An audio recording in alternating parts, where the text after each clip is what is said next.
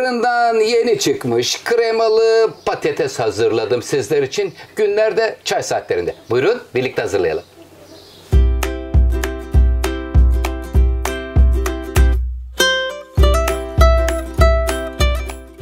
Çay saatlerinizde, günlerinizde, ana yemeklerin yanında her zaman servis edebileceğiniz bir tarif paylaşıyorum. Kıymetli seyircilerim, kremalı patates hazırlayacağım.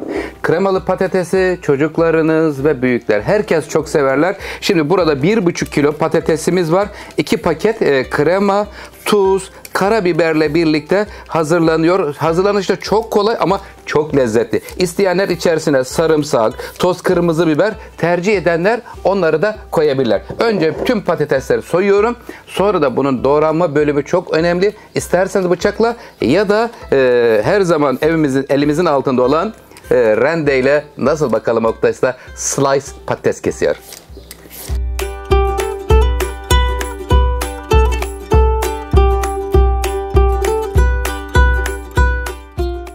Kıymetli seyircilerim, burada net 1,5 kilo patates var.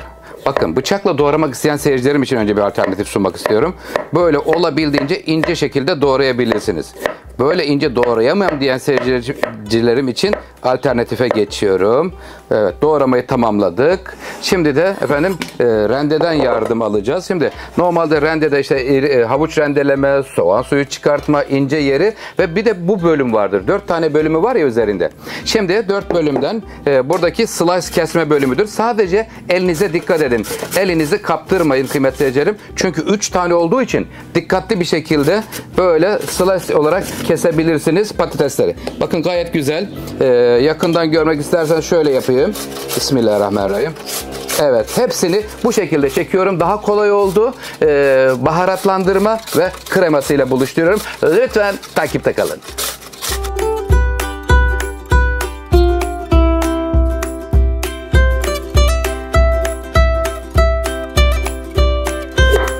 Patatesi yarıdan geçtikten sonra bıçakla doğrayalım. Az daha tırnağımı götürüyordu kıymetli seyircilerim. Aman böyle bir sıkıntı yaşamamanız için yarıdan sonra duralım. Kalan parçaları bıçak ile doğrayalım veya hepsini de isterseniz bıçak ile doğrayabilirsiniz. Ben bir alternatif sunmaya çalıştım sizler için. Hemen üzerine tuzunu veriyorum. Sarımsak sevenler bu aşamada 2-3 diş sarımsak ekleyebilirsiniz. Gayet güzel yakışır. Değirmenden karabiber kırıyoruz. Böyle parça karabiberler de güzel bir aroma veriyor burada. Evet, şimdi önce tuz ve karabiber ile hemen sevgiyle karıştır Aşçım. Bismillahirrahmanirrahim. Evet, her zaman sevilen bir lezzeti Oktay Usta yorumuyla sizlerle paylaş. Tuzuyla karabiberle karıştıktan sonra burada 2 paket sıvı kremamız var. Önce bir yarısından biraz fazlasını verdim. Evet, veriyorum.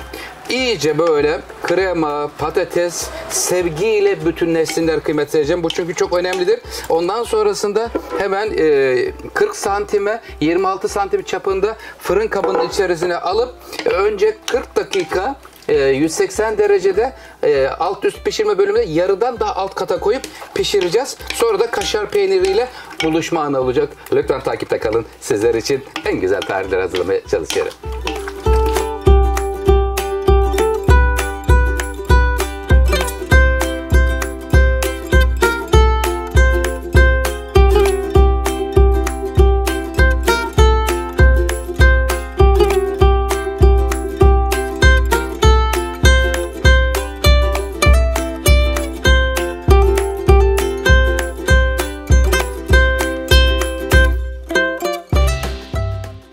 Kıymetli seyircilerim, kremalı patatesimiz fırından çıkıyor. Sevgiyle pişmiş. Önce 40 dakika 180 derecede pişirdikten sonra kaşar peynirini verdim. 10 dakikada kaşar peyniri eridi. Bakın kenarlarından ne güzel de kaynıyor. Efendim hemen şimdi buranın üzerine birazcık maydanoz serpeceğim.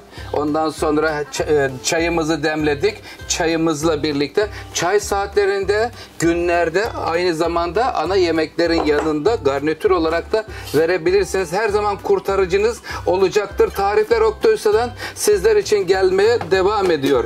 Nasıl buldunuz? Beğendiyseniz lütfen beğeni butonuna basmayı unutmayın.